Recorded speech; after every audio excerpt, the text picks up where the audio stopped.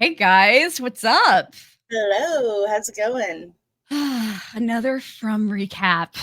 Yeah. So excited. So excited because this is like my favorite episode. Yeah, it's a really good episode. Yeah, it is. It's yeah. People were losing their minds after episode 3. Like, my God, okay, it's a little slow.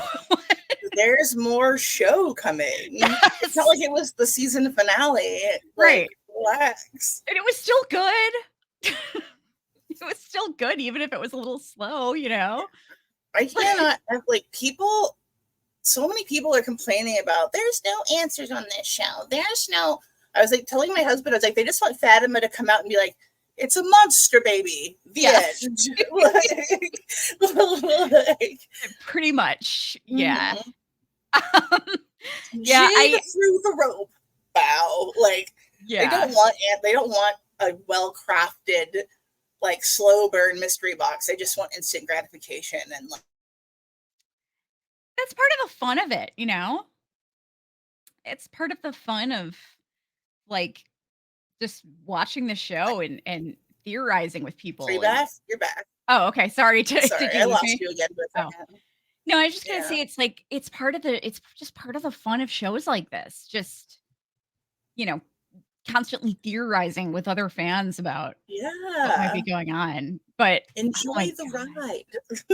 Some of these theories though are just the fake theories have overtaken the real theories. The fake theories are great. Yeah. the fake theories are great. I love it. By the way, I have a new ship on this show, and it's Gul'jin. I keep telling everyone that's Gul'jin not like forever. People are just overthinking her. He's got weird taste in women. Elgin has weird taste in women, and he's just hallucinating his girlfriend from back home. That's all it is. He has weird taste in women, okay? Give him a break. He likes a really, really emaciated, dripping wet woman. Yes. And I, for one, feel very represented. Right? I know. He's not attracted to him if they don't look like they're dying or already dead, have been dead for several years. He's just a man who wants a corpse. Yes. Ain't nothing wrong with that. Oh man. So this episode is called There and Back Again, which I think is an obvious reference to Tabitha, going to the real world and then somehow making it back into Fromville. Which I mean, which kind of proves the point of some of the characters that, like Donna has said the game is rigged, and it's just you have to wonder how much free will they have. Yeah, like everything that happens. Yeah, like everything that happens. This point, but they sent a storm, so they obviously have a lot of control over what's going on. Yeah, definitely, and I think they wanted Victor's father in Fromville, and that's why Tabitha went through the tree in the first place, which is kind of crazy to think about, but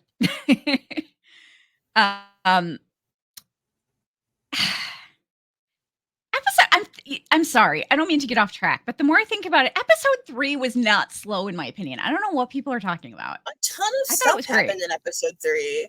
I felt like there was the eyeball guy with the blood skull, the whole bear trap storyline happened in 3.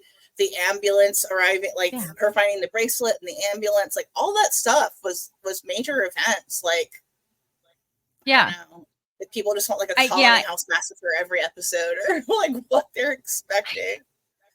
I know. I mean, chill out, guys. We'll get more character deaths. Don't worry. More people are going to die. Enjoy the characters while you have them, because you're not going to have all of them for very much longer. Exactly.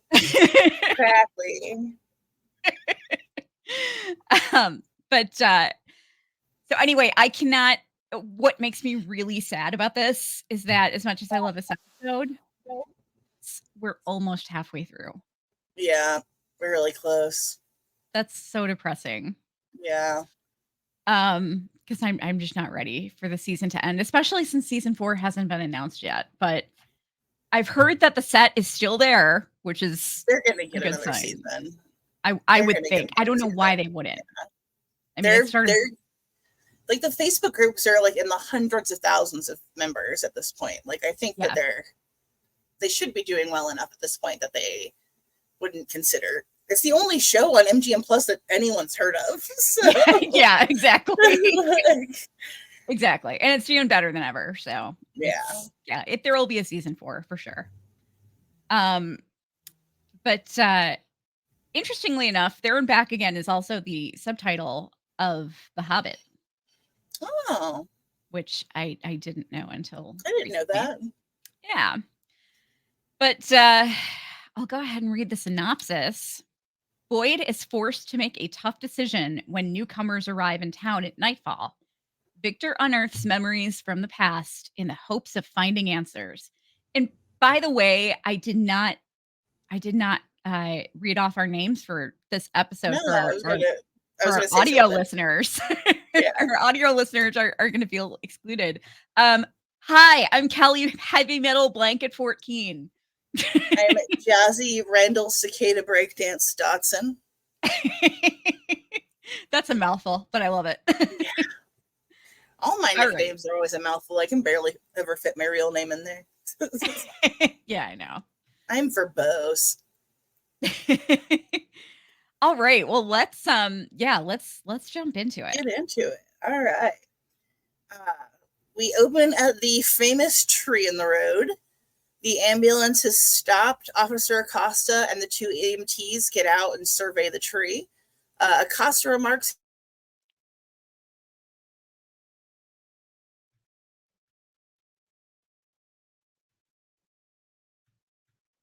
"So there's no traffic around."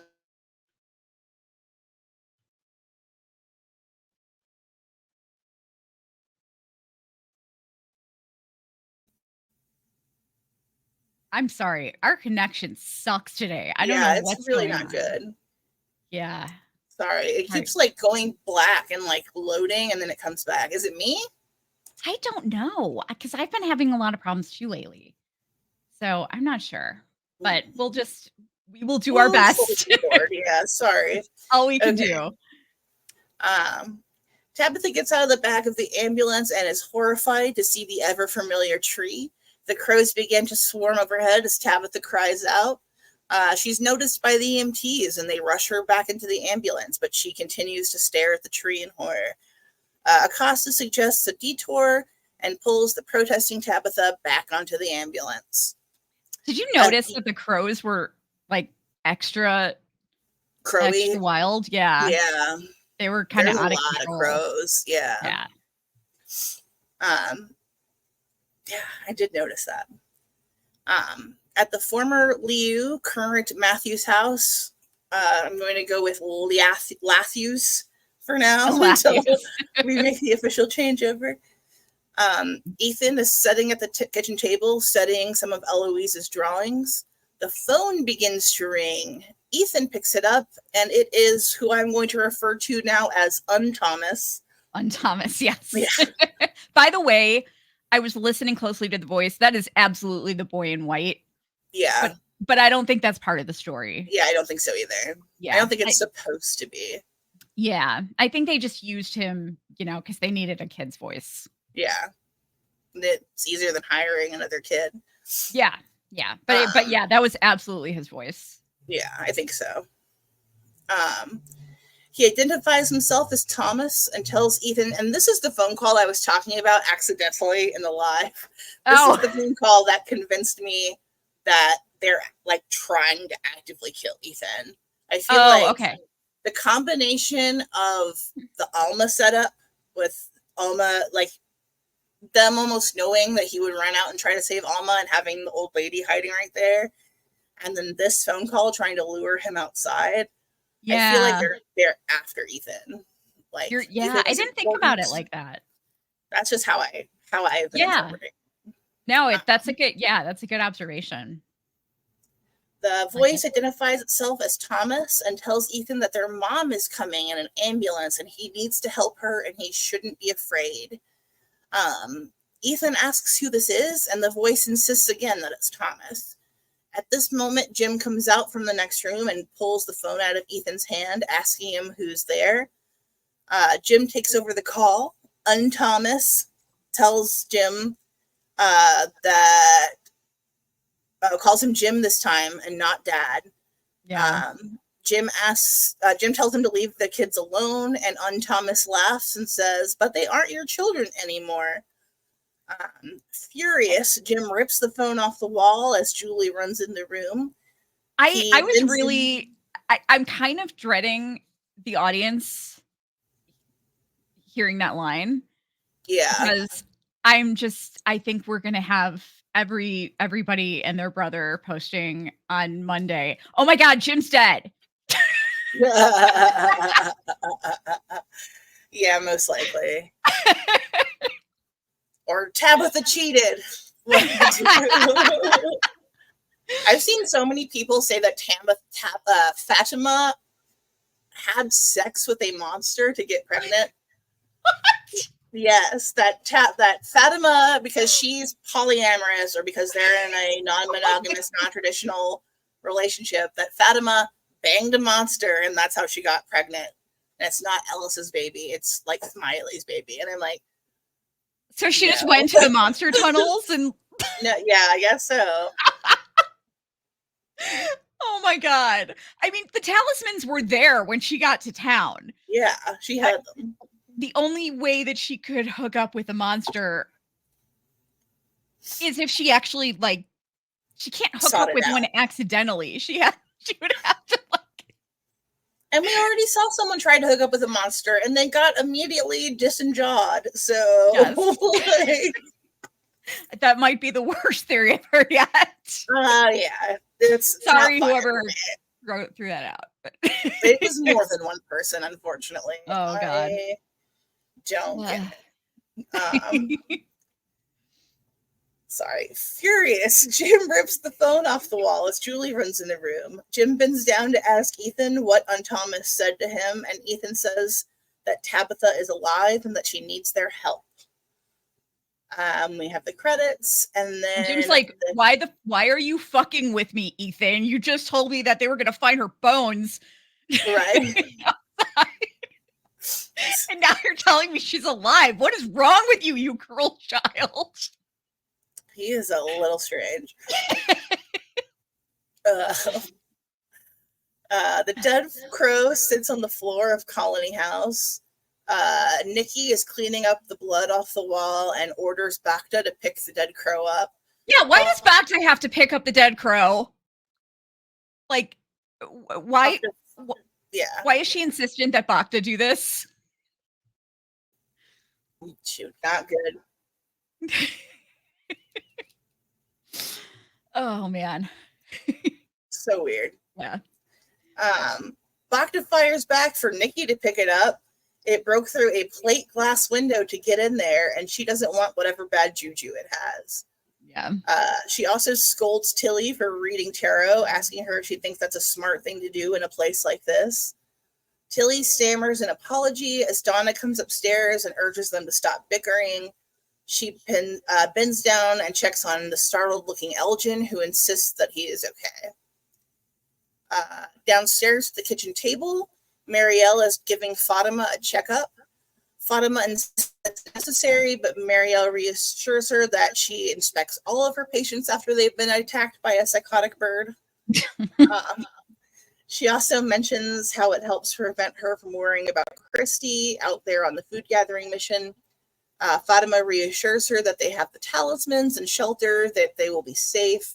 It's weird to me that no one considers that there might be some threat that the talismans can't stop. Yeah. They just, we have the talismans and we are safe. And I'm like, what if, like, a bear comes, you know?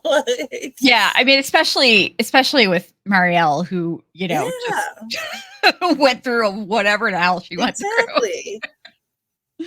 Like, I know that everyone doesn't know this, but there's for sure like a giant spider out there somewhere. You think the talisman's going to stop a giant spider? Probably not.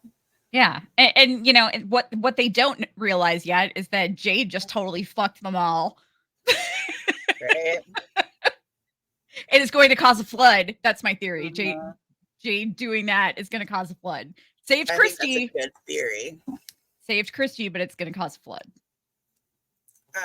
Yeah, I could see that happening. Noticing how worried Marielle is, Fatima adds that if it were Ellis out there, she would also be worried. Marielle hands Fatima some water and says that it's nice utilizing her pediatric nursing skills again. She comments on how much better Fatima looks and asks if she's been eating more. Fatima says she finally found something she can keep down, and Marielle is glad and tells her that will help her get her baby nice and strong. It's really concerning that she can't even drink water. Yeah, that's not human. Yeah, definitely not. No. Either she is no longer a human, or there is something inside her that is no longer a human. But if she is but you would think that if she were pregnant with a monster, that she would be looking really terrible. Yeah. Because she would still be human. Growing a monster inside her, she needs nutrients. She needs from like real food. Yeah. Which makes me think she's turning into a creature. Yeah, that makes a lot of sense. Which is really unfortunate. It's definitely a mystical pregnancy. Like I don't think there's anything involved with being human pregnant going on with her. Yeah. Oh no, definitely not. Always a good time. Upstairs at Sarah's house, Sarah is gathering blankets for their fort while Victor talks about how he used to play hide and seek inside the houses as a child with his sister. He says that Sarah's home was his sister's favorite, and they would play there during the day and pretend like they were back home in Maine. Sarah asks if Victor came to Fromville with his sister, and he said yes, and his mom too. He says they are both dead, like Sarah's brother Nathan, except he didn't murder them. I love this line. I did too. I love all of Victor and Sarah's scenes together. I do too. Sarah is uncomfortable with this and asks Victor if they have enough blankets. Victor confirms, and Sarah asks what they're doing. Victor gets a little defensive and says that he needs to remember. He said when he was little, his mom tried to save everyone, but she died, and then everyone died, and he can't remember how or why. He says he believes that he needs to remember soon. Sarah asks why, and he says because too many things are changing, and that it's never snowed here before. He says they have to go to the basement. Upstairs is for daytime stories, but the basement is for secrets. The ambulance races towards town as the sun starts to go down. The driver calls out over and over on the radio, but gets no response. Acosta asks about the GPS, but that too is offline. The EMT complains that they must be driving around in circles. The woods around here aren't that deep, and they were only just outside the city when they came to the tree. Annoyed, the driver says he'll turn around, but Tabitha begs him not to. She tells him he'll be driving away from the town. He tells her, we're not stopping in a town. We're just looking for the highway. Tabitha begs them to listen to her, telling them that it is not safe to be out at night around here. But if they keep driving forward, they'll come to the town where they can get help. On the bus, Boyd and Randall search for the monsters. Randall runs over Boyd's plan to monitor the monsters, learn their movements, and try to find a way to trap one. Boyd confirms, and Randall kind of sarcastically says that he's sure nothing terrible will come out of that. Yeah.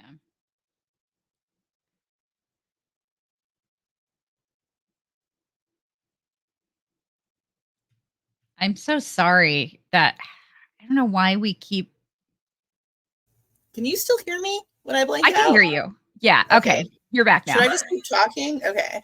Yeah. Just keep talking. Like, okay. I don't know what's going on with me neither. It's the screen keeps going away and it gives me like a loading sign, and I'm worried that like you aren't able to hear me.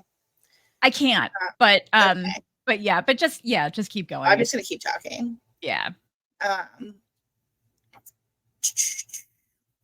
Sorry, everybody. Yeah, my bad. Annoyed, Boyd asks Randall why he stayed on the bus instead of heading back to the sheriff's station. Randall hesitates, but Boyd presses him until he finally admits that if Boyd is doing something that might get them home, then he wants to help. Now it's Boyd's turn to be sarcastic, asking Randall if he's suddenly become a team player. Randall says, you know what? Listen, Randall is like president of Douchebagistan, okay? Yeah. But he's a team player to some extent. I mean, he was like one of the only people that volunteered to go in and and he didn't even know any of these people. I'm not defending Randall in general, okay? Boyd is my guy. And Randall is, Randall has helped. Like, he's done a few non-hateable things. Yeah. I hate defending Randall. I hate it. But, he's been a team. We've seen him be a team player before. Randall says when you've seen the things that he's seen, you become a team player. Boyd scoffs, but Randall reminds him that he, Marielle, and Julie were stuck in a mind prison. He says that everyone here is afraid of dying, but he thinks there are worse things that can happen to you. Outside in Creepstead, which is what I'm calling the primitive village, Christy tries to sleep with a homemade splint on her leg, but is clearly in pain and struggling. She sees Kenny writing by the fire and tells him he should get some rest. He asks if he woke her up, and she says the pain in her ankle did.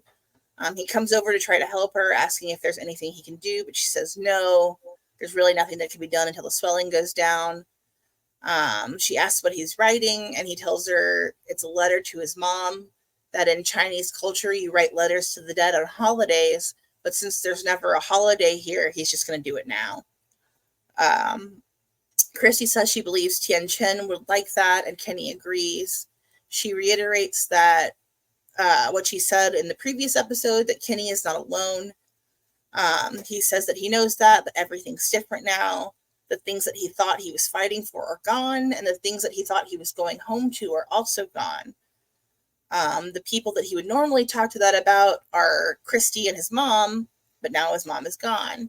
Christy says that Kenny can still talk to her when we hear Jade's muffled voice from the floor asking if they can talk about it in the morning.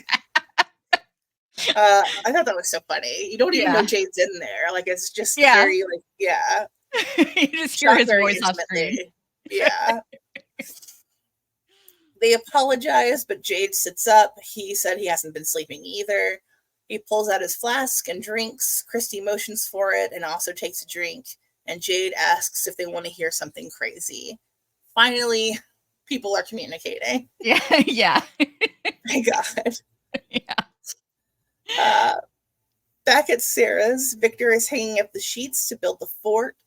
He tells her the night that everyone died, his mom told him and Eloise to hide in the root cellar. Sorry, I just realized my phone capitalized the roots. It's the root cellar.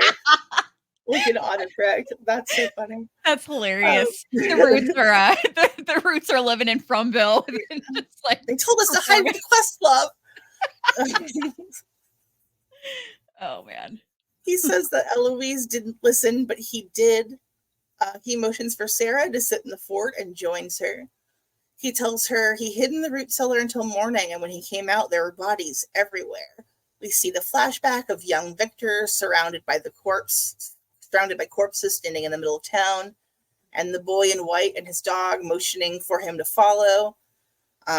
He tells Sarah that was the day he met the boy in white. Sarah is excited by this and asks if he knows him, and Victor says yes, he was his only friend for all of those years he was alone. That's How so long do you think Victor was alone? It really is. Yeah. They never are clear about it. How long do you think Victor was alone? I've seen a lot of people speculating about this.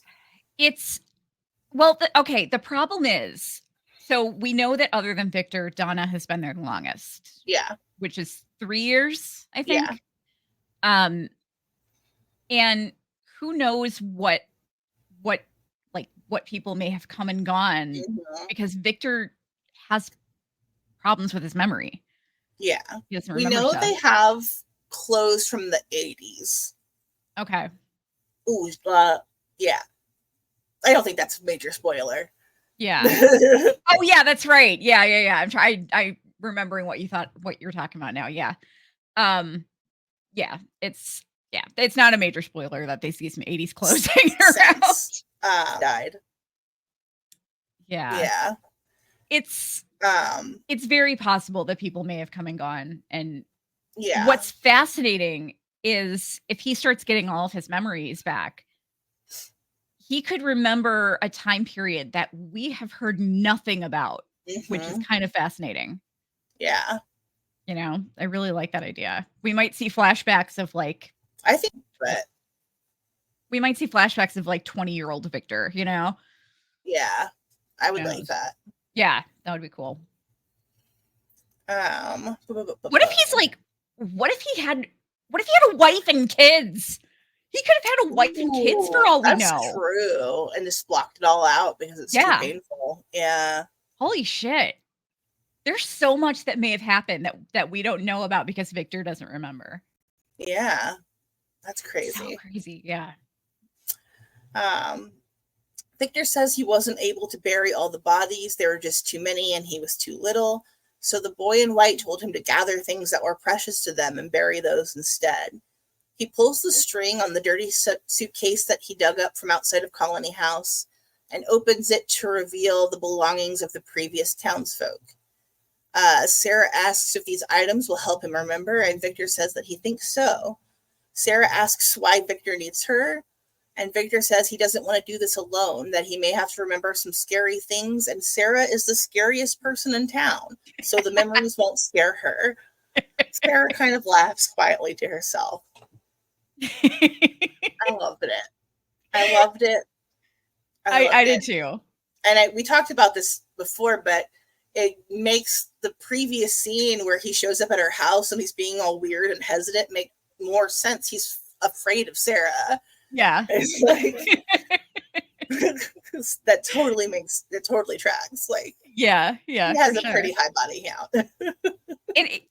and I think that I'm really curious about that being Eloise's favorite house. Yeah. Like, I'm wondering what about I feel like that means something. Yeah. Mm-hmm. Yeah, I think so too. Interesting. Back on the bus, Boyd and Randall are anxious. Boyd asks Randall why he's so fidgety, and Randall says that something is wrong. The monster should be everywhere by now, and they haven't seen a single one. Boyd asks what he means, and Randall says, they give creature of habit a whole new meaning. He says the nurse monster stops at his bus first every night, and she stands and taps on the glass for about 10 minutes. He describes the habits of a few more creatures, and Boyd remarks that Randall seems to watch them pretty closely. Randall says, well, there's no TV, and I don't have shades, so I just have to look out the window all night. Yep. He reiterates that the creatures have patterns that aren't happening tonight. In the ambulance, Acosta tells Tabitha that she is not making sense. Tabitha begs for them to stop in the town, insisting that the people there will help them. She asks the driver to stop at the barn, but he refuses, saying that he's not going to stop in the middle of nowhere. They continue to drive through the town with the ambulance lights on.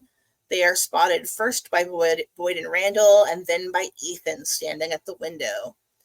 Ethan exclaims, that's the ambulance, just like Thomas said. Jim and Julie rush to look out the window.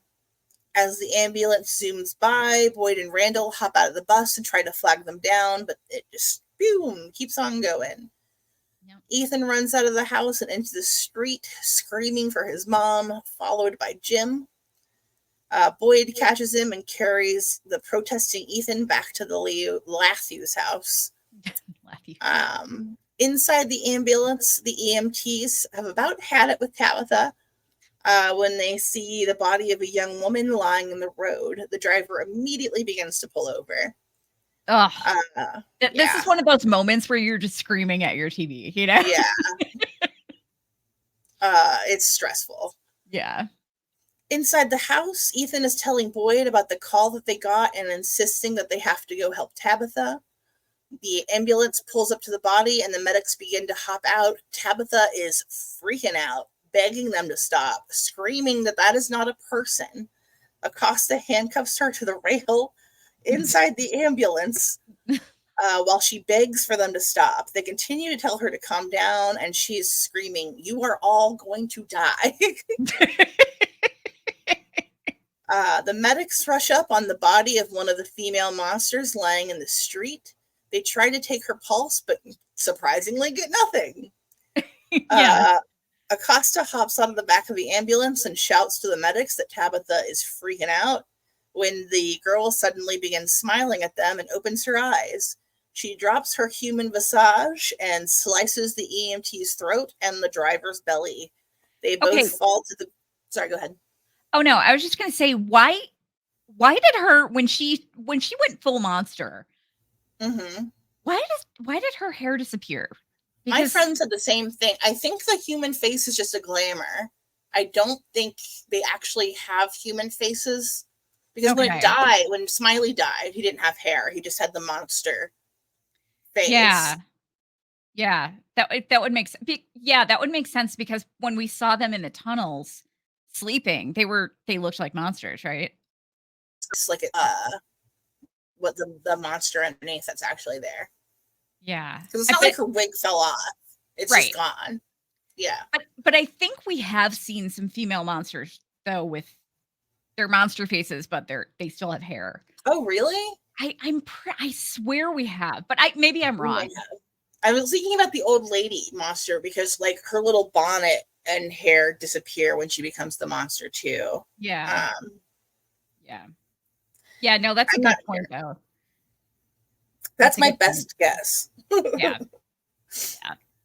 Makes sense. Oh, did you notice we saw Bride Monster? We haven't seen her in a while. Yeah. I did notice that.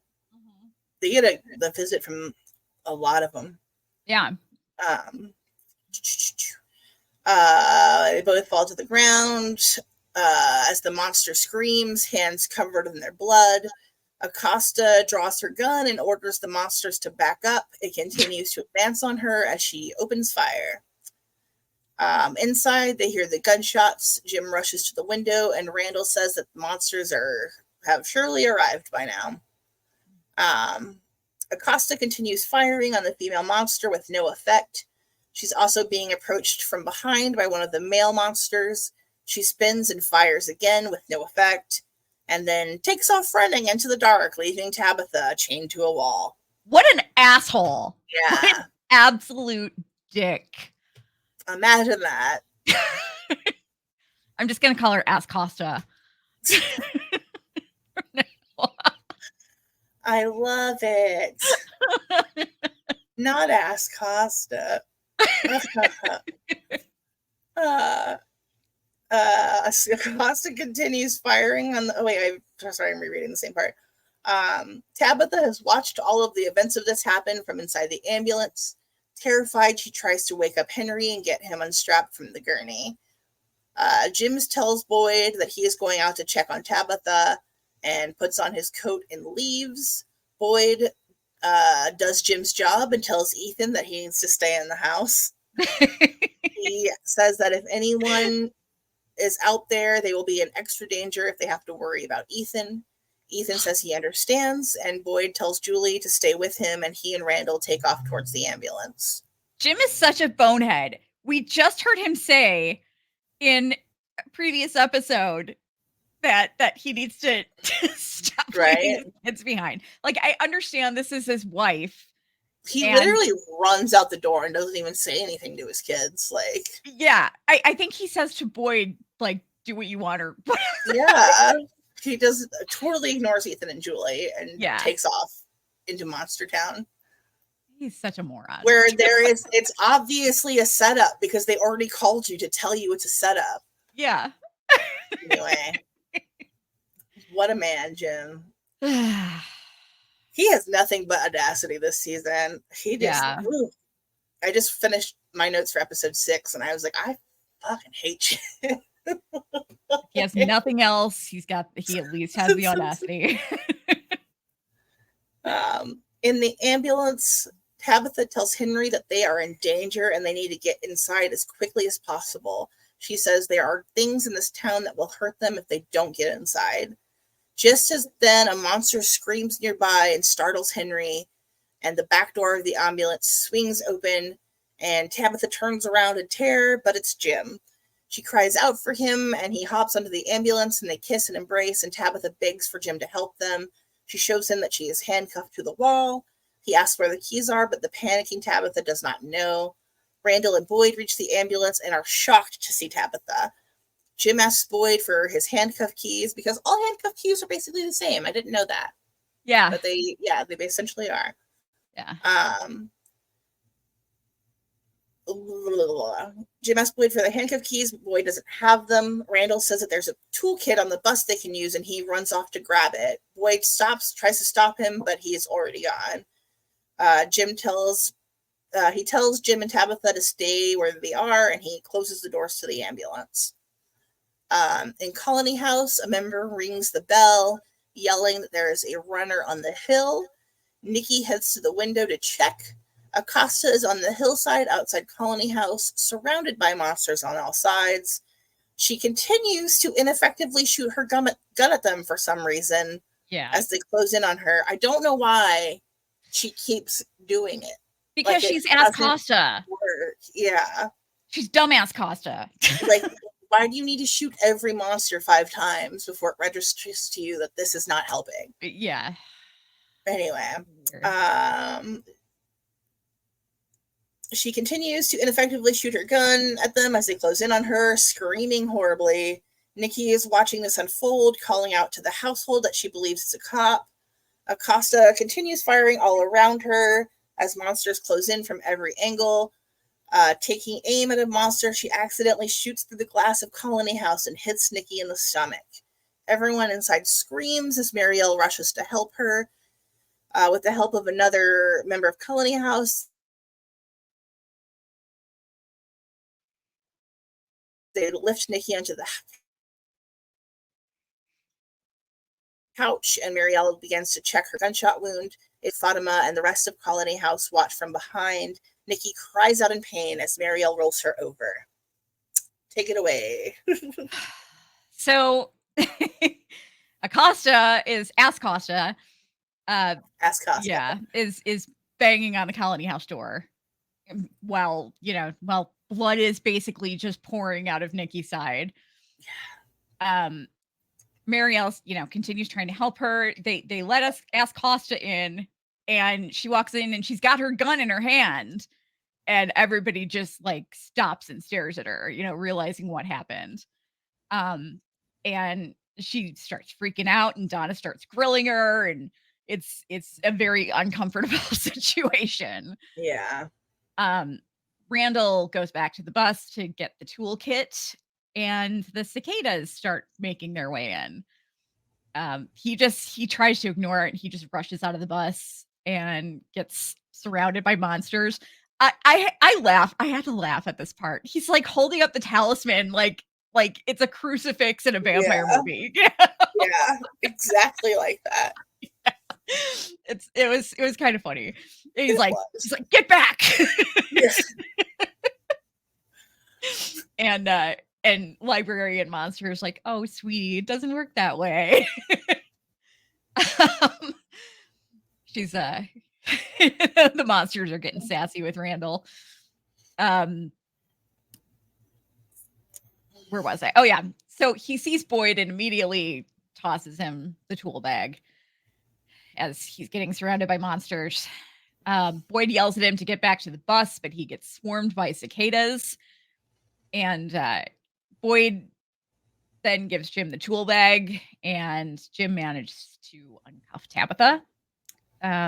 Boyd is then just frantically searching the ambulance for the keys, and suddenly the waitress monster comes up and dangles them in front of him, and she's like, looking for these? And she's like, go ahead, take them, but we get to keep Randall. And the audience cheers.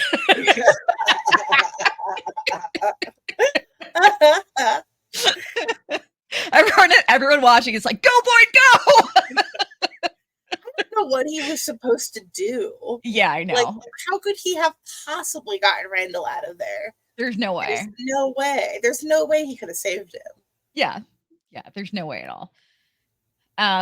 So Boyd quickly grabs the keys and drives away, dropping several F-bombs. That was so funny. I know. He's like, fuck you.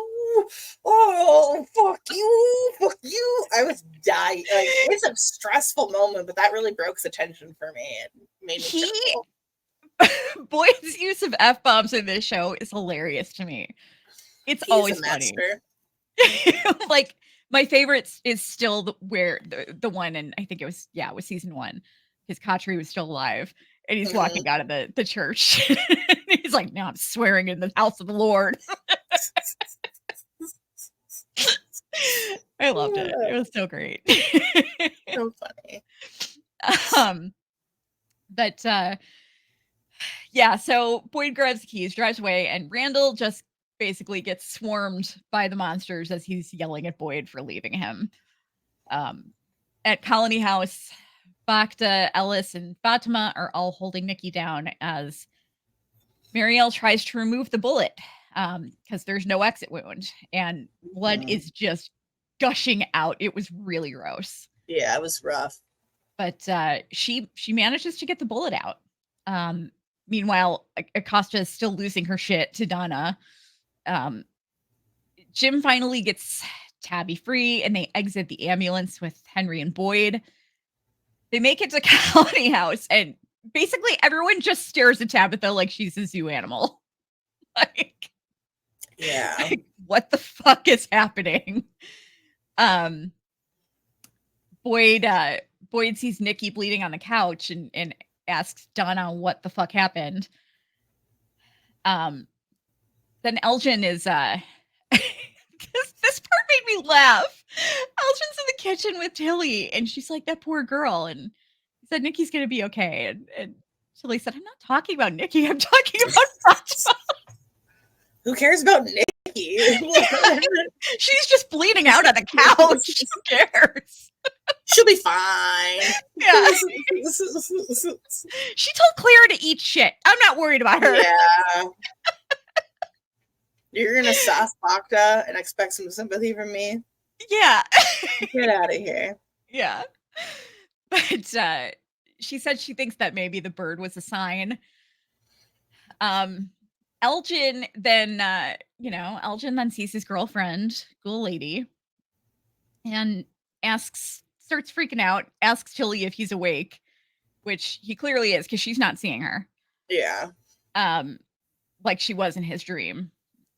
And he follows her out of the kitchen, and she reaches out to him saying, "Help me." And, he starts worrying about his girlfriend back home. Why is his hallucinatory girlfriend needing help? Julie is watching out the window, and she and Ethan are worrying about their parents. This scene got to me. It made me so emotional. It was really sweet. Yeah, it got a tear for me. Ethan asks Julie what happened to her, and she tries to play it off, but he's like, "You fell asleep and your eyes got all white and different." And he asks if she's sure she's okay, and she keeps trying to play it off, but he basically tells her he doesn't believe her, and she can tell him things because he's not a baby anymore. And Julie admits to him that she's really scared, but she can't remember anything other than just being more terrified than she's ever been in her entire life. And she's trying very hard to be okay. And Ethan sweetly asks if he can help. And she reminds him that she's his big sister and she's supposed to take care of him. And he says that their parents might not come back and they'll need to take care of each other from now on. And I'm just like sitting, oh God, this made me so emotional. It's insane how often these kids think they might be orphaned. Like, I know. Unfair. I'm just so in love with this kid, man. He's really adorable. I know that child actors get a lot of negative comments about both their acting and the character they're playing. But this kid is such a great actor. Yeah, he really is. I mean, he's so charming. I mean, he just broke my heart in this scene. Mm-hmm. Just fantastic. Back to the Jade, Kenny, and Christy cabin. Jade is telling them about the guy he saw with the rod through his eye. And he reminds Kenny about when he showed him the symbol in the root cellar on his first day there. And he tells them that Tian-Chen saw him in the diner just drawing the symbol over and over obsessively, and she made him tea and took him into the store. I love that he keeps bringing up the fact that she made him tea. Yeah. It's so cute. He says she made him tea and took him into the storage room in the back and gave him the journal with all the symbols, and he still doesn't know how she knew it was there. Now I had trouble. The MGM screeners don't come with closed captioning, unfortunately. Yeah. And I had trouble understanding what Kenny was saying here. He either said, my mom was never really into that sort of thing, or my mom was really into that sort of thing. I couldn't. I'm not sure. I'm guessing he probably said was not. Yeah, I think it wasn't. Yeah. But Jade said he thought he was smart enough to figure this place out, which was kind of nice to see that kind of humility from from Jade. I mean, who, has been quite arrogant all along, thinking, and I think he is going to be the one to save the day in the end, but he shouldn't be quite so sure of himself. So it was nice to like finally see him humbled a little bit. But he gets really emotional and just starts crying. Kenny tells Jade that Tian-Chen really liked him, and like this made me so sad. Jade said he thinks she tolerated him more than anything. And it just it made me so sad because he cared about her so much. Yeah. And he just figured she didn't really care for him. She just tolerated him. Kind of broke my heart for him a little bit. Yeah. And but Kenny says no, she really did like him, and she only frowned at people she liked. And the people that she did, she only hit people on the head with whisks if she really liked them. No, he did not say that, but but the people that she didn't like, she just ignored. And then Jade tells Kenny to finish his letter and tell her they all said hi, which was cute. Yeah, that got me choked up. Yeah. Then the three of them hear that thudding noise outside of the cabin. Is creeping me the fuck out. What is that? I don't know. I was so sure. I was like, they have a whole cabin of red shirts. Right? It is going down. Jade destroyed the idol, but nothing happened. Yeah. Yeah. Very strange. Yeah. Back at the blanket fort, Victor is taking the items out of the suitcase and remembering who he took them all from. And you see flashbacks of him grabbing each item from the person. And he takes out a watch and said that it belonged to Mr. Gerber, who always smelled like onions. Because they'd grow out in the wild, and he would just eat them raw, which sounds really gross. He takes out a cigarette. Yeah. He takes out a cigarette case with, it looked like some pearl earrings inside of it, maybe. And he said that belonged to Dolores, and that Dolores cried a lot. It's really kind of cool that he's remembering these things. Yeah. About the people, he suddenly starts looking a little worried and panicked and realizes that there's nothing there from Christopher. He starts telling Sarah about Christopher and how he was nice and everybody liked him, but then he started getting scary after he started seeing the symbol. Do you think that Christopher and Miranda were involved?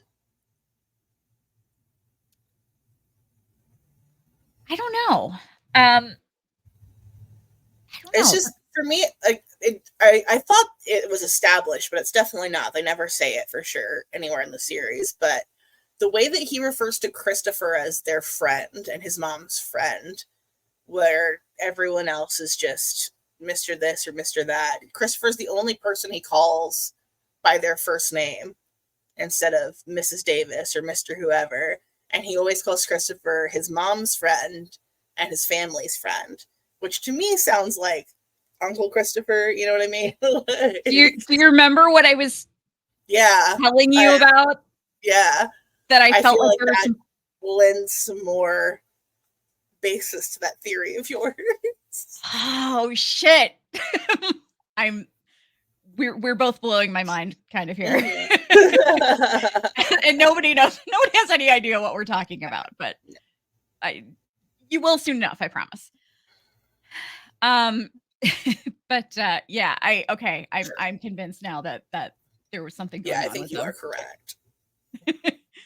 So anyway, he's talking about Christopher and that he got scary after he started seeing the symbol.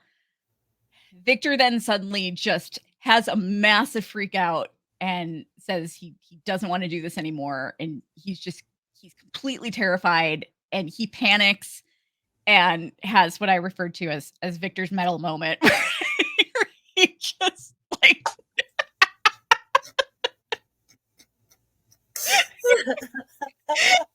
he just destroys the blanket fort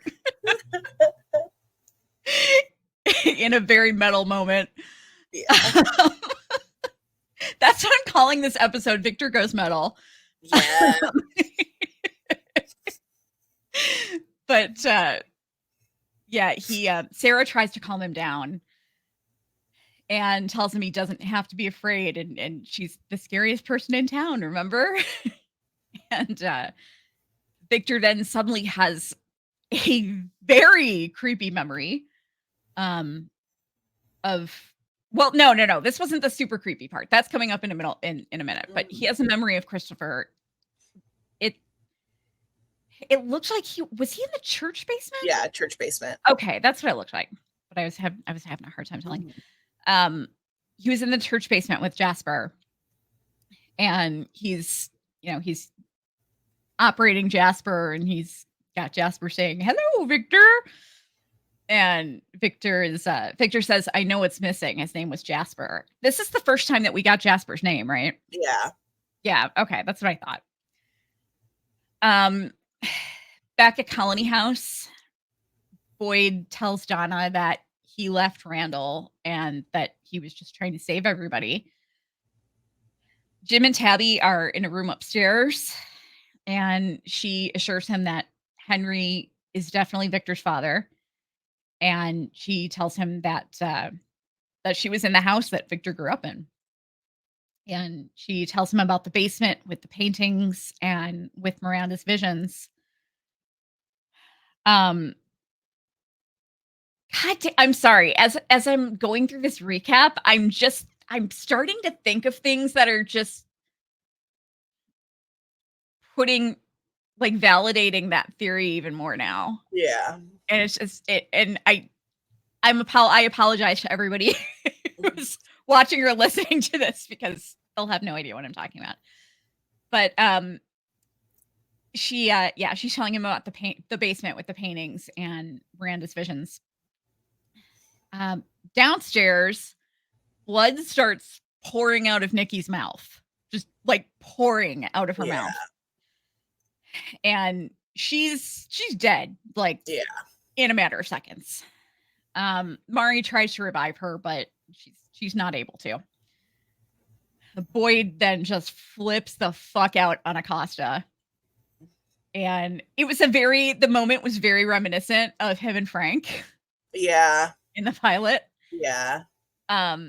He kind of just starts manhandling her and is just losing his shit, and is like trying to drag her over to Nikki's dead body, basically. Yeah. And Donna yells at Boyd to get upstairs right fucking now. And like, you think that Donna's about to give Boyd the business because he's like losing his shit or something. But she slams the door and she completely loses her shit, which I think was long overdue. Yeah. Absolutely. Donna has just been she's held it together a little too long. And we haven't really seen her like deal with anything.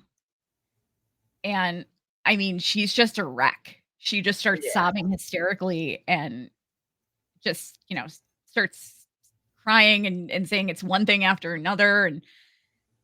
And she, why can't they just leave us alone? Yeah. Yeah. And such a good scene. I know, it was a great scene. She hugs Boyd and is just holding on to him for dear life and is just crying hysterically and saying she's so scared. And and he's trying to comfort her. It was a great scene. It was great seeing Donna break down like that, Yeah. She's just not somebody who shows that kind of vulnerability. No. So it was an incredible moment.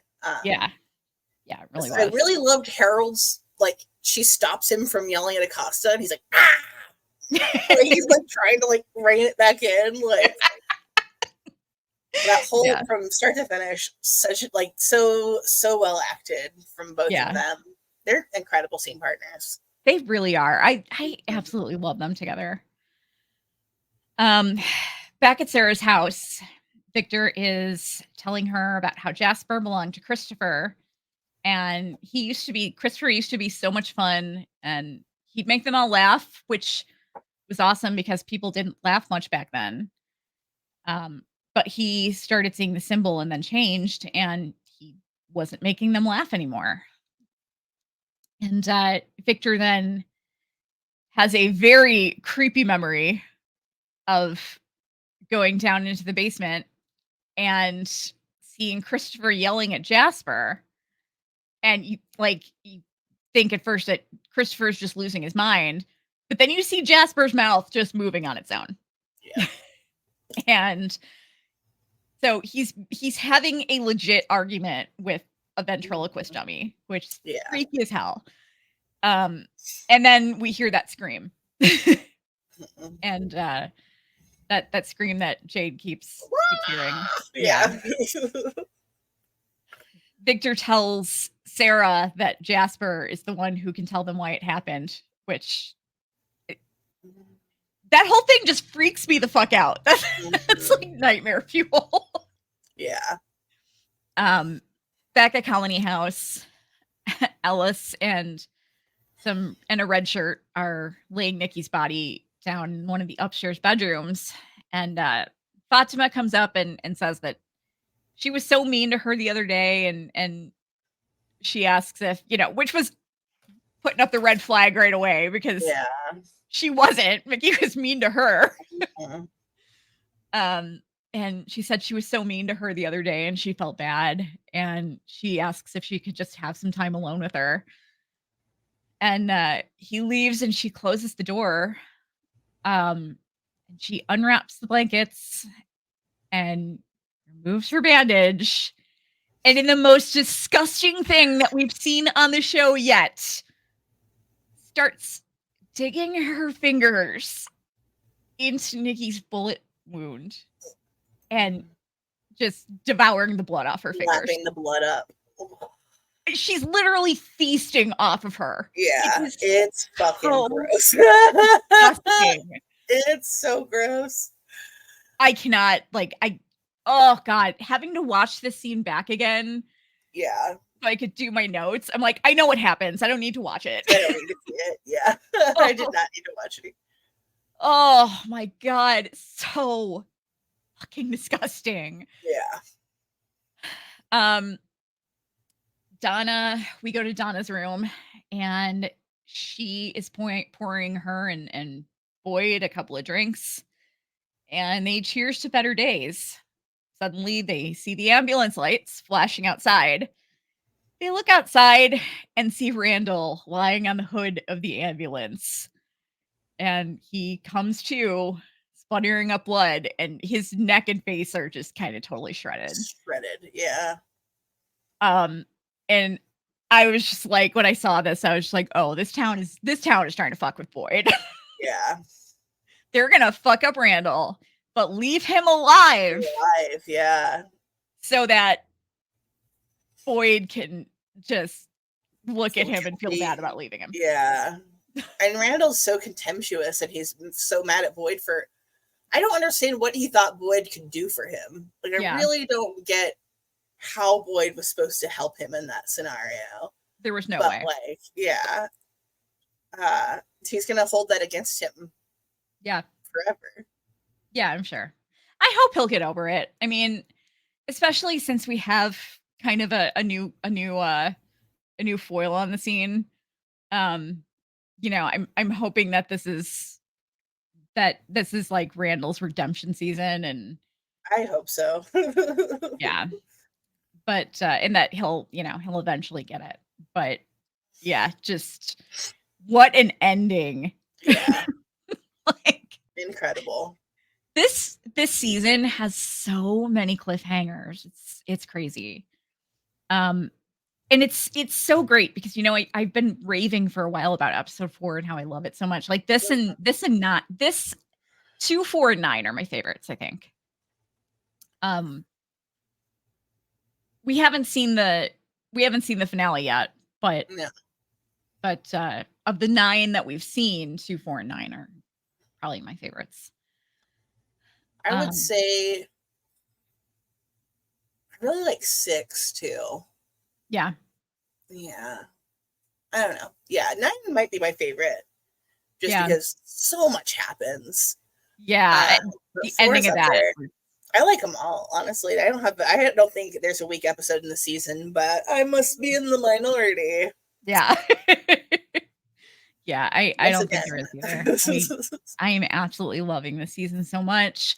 I love just the chemistry between Scott McCord and Avery Conrad just totally took me by surprise. I was not expecting that.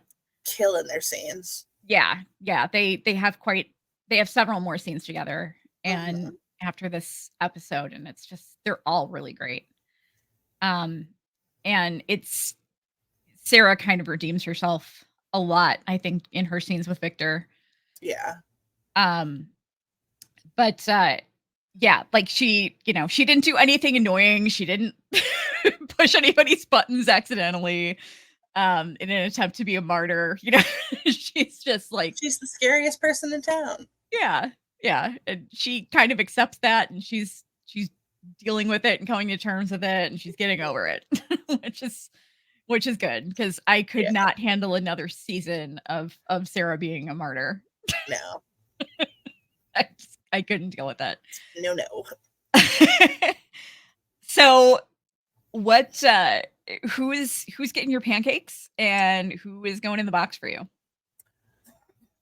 I'm gonna put Fatima in the box.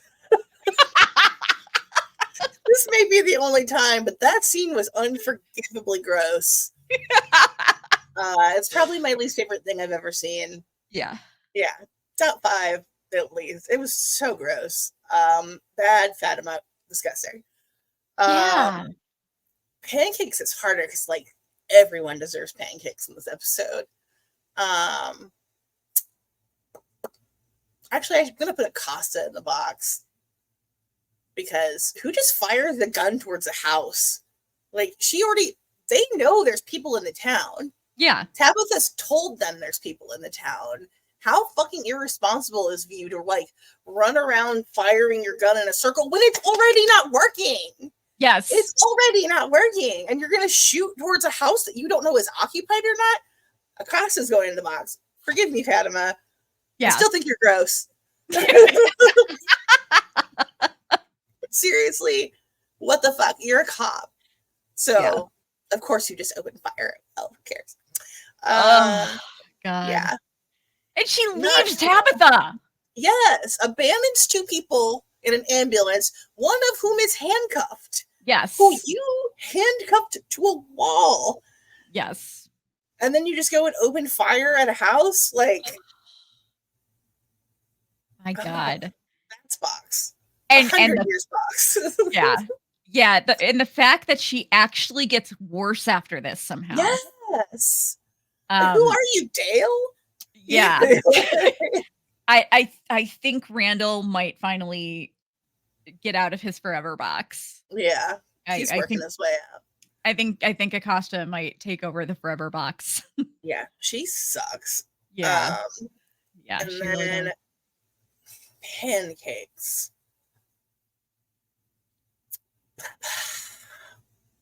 I want to say Tabitha, because she really tried to save their lives, and they just like would not have it. They were like, no way. We are gonna throw our lives away. Yeah, I'm gonna say Tabitha gets pancakes. I'm going to make some heart-shaped pancakes for 2 and give them to Gul'jen.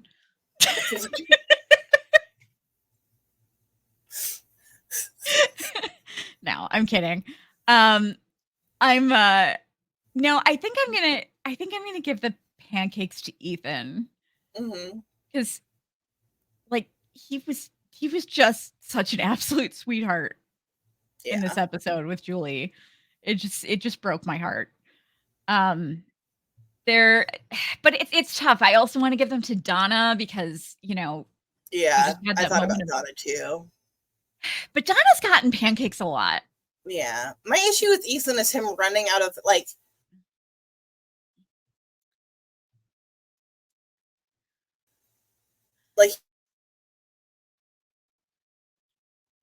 because the monsters made that goat run in front of your house on purpose.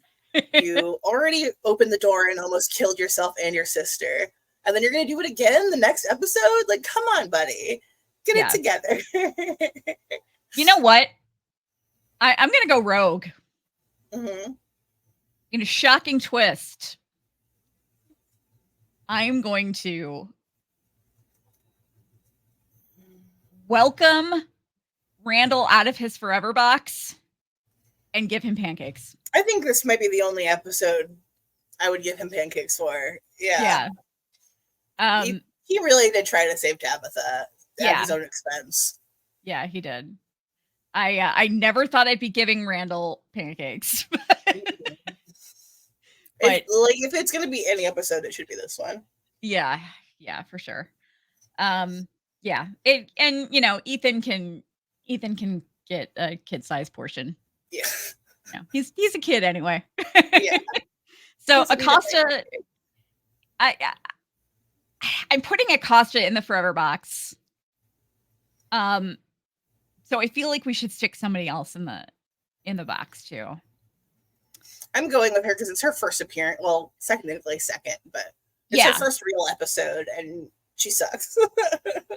Who are you putting in the box with the talisman? Is basically what I'm saying. That'll get back to Fatima because I hated that scene. Yeah, I did too. I hated it. It was so gross. Yeah, I did too. I might have to go with Fatima only because I can't think of anybody else. And that scene was so disgusting. Yeah. It was brutal. Yeah, it was really brutal. But yeah, I really liked that we got vulnerable moments from both Donna and Jade this episode, which was kind of cool. I mean, we saw Jade get emotional when he saw his friend dead, you know. And then of course in the scene with Tian-Chen. So it's not like, I mean, so he has shown vulnerability before, but it's still nice to see it because it's not something that we see very often. But Donna, we've never seen that from her. Yeah. So it was kind of nice. It was a wonderful moment. Yeah, for sure. I mean, we've seen her completely lose her shit and start swinging an axe around. Yeah. But, it's not quite the same thing as just admitting that she's scared, Yeah. So it was a nice moment. All right. Well, that is it. It's so funny because we're about to go right into another recap for Teacup, which we are now covering. So it's funny because I feel like we're continuing on with this episode, but we're not, but we're really not.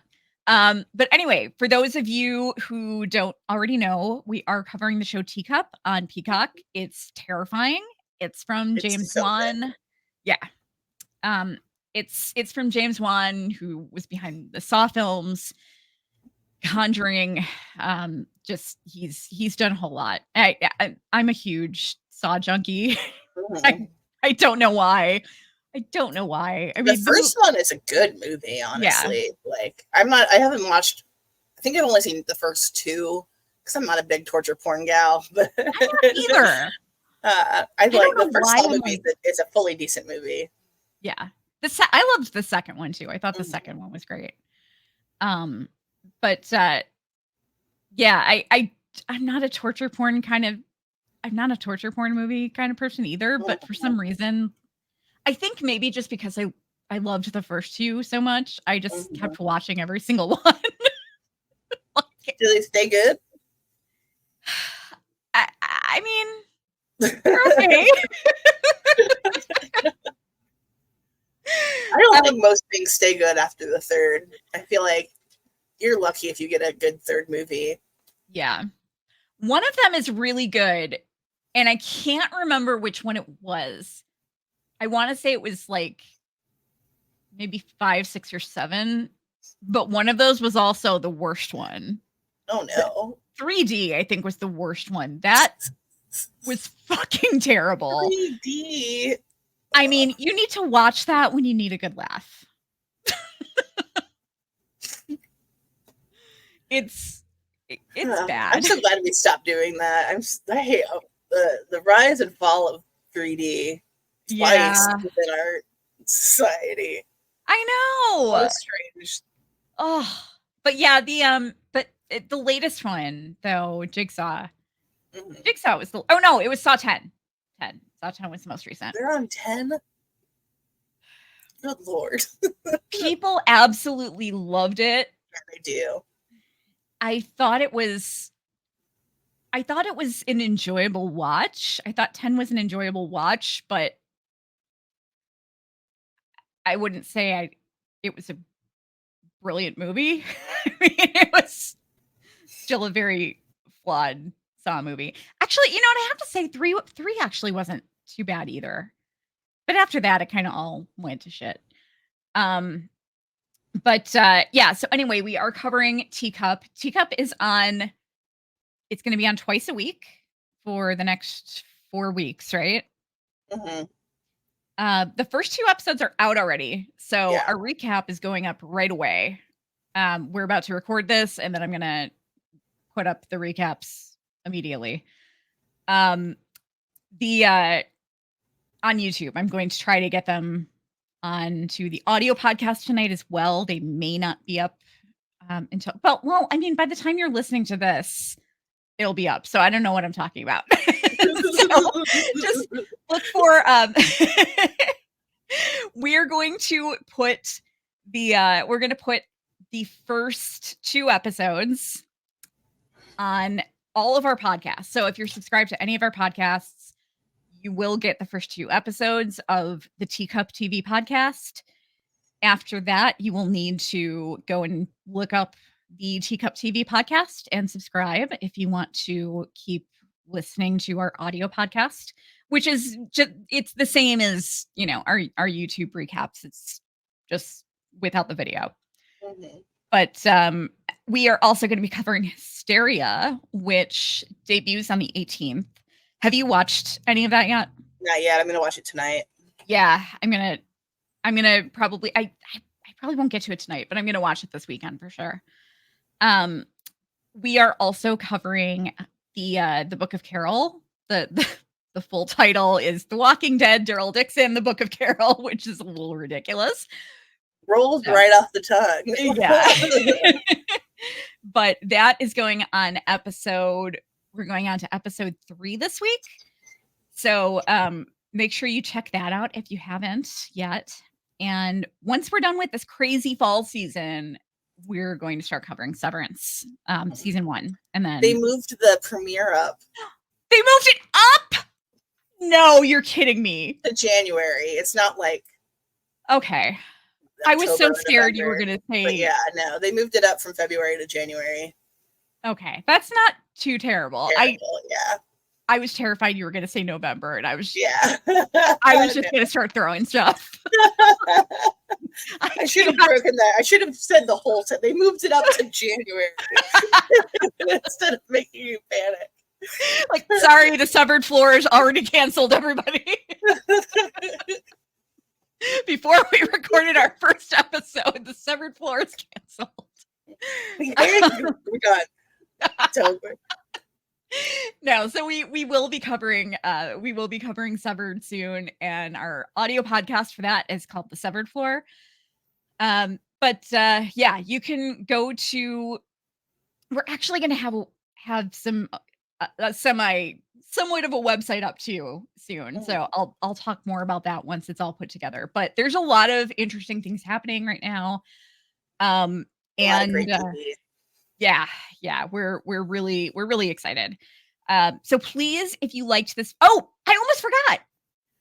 Please join us on Sunday nights following new episodes for our after parties. And if you leave a comment on any of our videos and show up in the after parties and, you know, participate in the chat at least once, you will get an entry for the David Alpay cameo giveaway.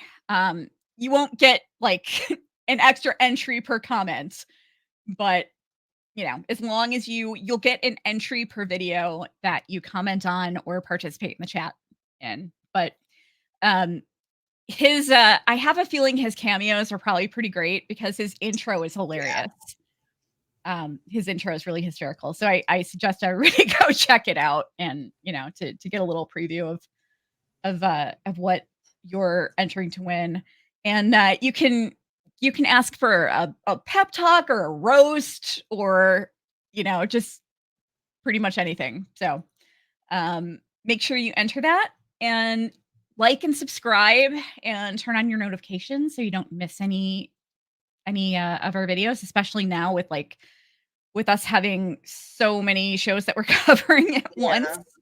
It's easy to miss stuff. But that's it for this week. And any of you ding dongs don't subscribe, spend the night in the box. See you, everybody.